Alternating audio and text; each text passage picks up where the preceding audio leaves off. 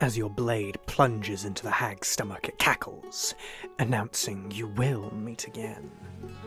Or, as the giant raises its club high, misty fog bellows forth from the tip of its weapon, smothering your sight. The 2024 Monster Manual is now out, and as I'm sure many of you have seen, D&D Tube has been flooded with reviews of the Monster Manual. I don't particularly feel I can really add anything new to that particular conversation, so instead I'm going to go over more general design changes I've noticed, citing specific monster examples, in the hopes of helping anyone who wants to try and use monsters from old books in converting them into 2024 design. The first change most will notice isn't new to the 2024 Monster Manual, but is a big change from the 2014 Monster Manual, and that is the removal of spell slots. A somewhat controversial change, but one I quite like. It means that spellcasting monster stat blocks aren't bloated by spell lists full of spells you'll never cast, and acknowledges that PCs and monsters serve two different roles, so need different mechanics to accomplish those goals. One thing I should note, however, is that spell-like actions, such as the Abjura Wizard's Force Blast or Vecna's Rotten Fate, are almost entirely gone, with attacks like Arcane Burst being almost entirely the sole survivor. A lot of people complained about such actions as they felt it invalidated Counterspell, while others loved it because it meant Silence or Counterspell couldn't invalidate their boss monsters. With the redesign of Counterspell, I feel that is less of an issue, so I'm personally fine with going back to using spells wherever possible. Reaction and bonus action spells also see a return, this time simply appearing in their relevant sections, stating the monster casts the spell using the same spellcasting ability as spellcasting. The Lich, for example, has no big AoE magical action, instead being able to cast Fireball and Lightning Bolt at 5th level at will, and can cast Shield or Counterspell as a reaction at will. Secondly, conditional damage boosts are now either found within the attack's description, or turned into passive non-conditional damage. For example, while in 2014 the assassin had sneak attack and conditional poison damage that required a save, the 2024 assassin just does a set amount of poison damage with its short sword or light crossbow to represent both. And in fact, almost all effects that triggered both an attack roll and a save have been made one or the other. For example, the assassin's short sword now inflicts the poison condition if it hits, no save. I like how this streamlines play. No longer do you need to wait for the player to work out how much health they have and then roll a save. Now you can just tell them how much damage they take and the condition they have.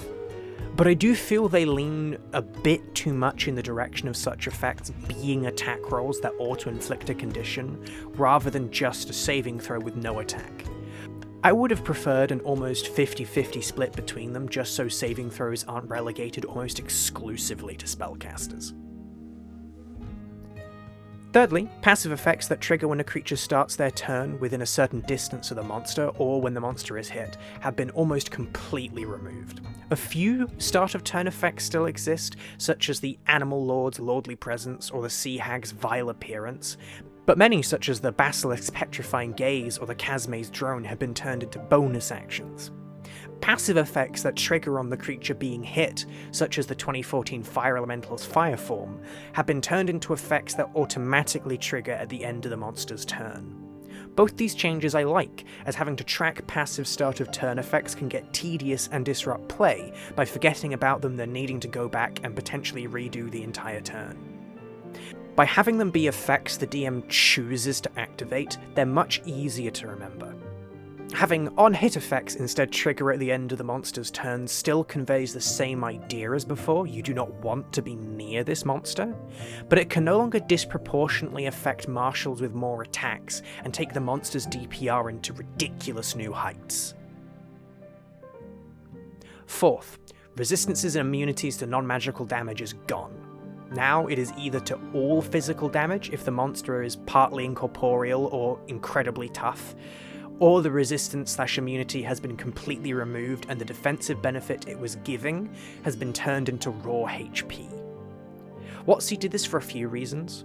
One, they have always said the game is balanced assuming you don't need magic items, but this simply wasn't true in 2014, and now is in 2024. Second, these resistances or immunities gave the monsters that had them an effective HP bump to account for a party that didn't have magic items, but this meant that if you did have magic items, then the HP of the monster was greatly reduced. It also now affects marshals and spellcasters equally, as we're all hitting against the same HP pool rather than the marshal's damage being halved and the caster's damage still being full. The 2014 GMD tells us how much effective HP that resistance/immunity gave the monster based on its CR, so we can use that to give our monsters that HP back. Fifth, they took legendary actions that would normally cost multiple actions and instead made them once per round, so the monster still cannot spam them, but it doesn't eat into their action economy.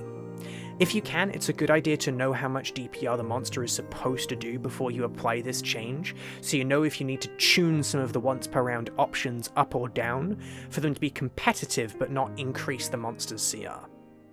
They also folded lair actions into legendary actions, so you may opt to replace an uninspiring legendary action with a lair action option, and make it so the monster gains an additional legendary resistance and legendary action while in their lair.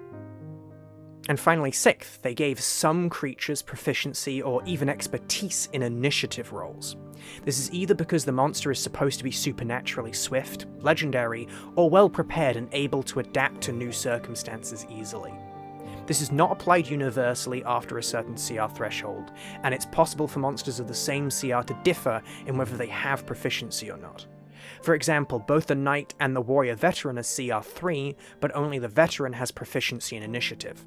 However, no monster of CR 12 or higher lacks proficiency, and no monster of CR 1/8 or lower has it. I would have said CR 1 or lower, but it turns out the zombie has expertise in initiative for some reason. These are the 6 biggest overarching design changes I noticed that should help you convert old monsters into the new format. Overall, I do like the new monster manual a lot. As I said here, there are a few points where I wish they'd done things differently, and if you've been watching my channel for a while, you'll know that I dislike the implementation of legendary actions, lair actions, and legendary resistances. But that doesn't mean I do not like or prefer the 2024 Monster Manual, especially over the 2014 one. I will be making a lot of use of these design changes in my own games, and I hope that if you are too, then this video has helped. If you want these rules written up for you, consider becoming a free member of the Patreon where you can find a write-up of these conversions and more. Hey, if you enjoyed the content of this video, stick around. We're a newly formed TTRPG design duo, and I'm hoping to make a few more videos talking about monster design for D&D 5e, both my own and the design of the new monster manual. The next video is a little up in the air as I'm working on something special behind the scenes. I won't reveal too much until it's finished, but my next video teasers are going to be a little loose until it's out, so look forward to that.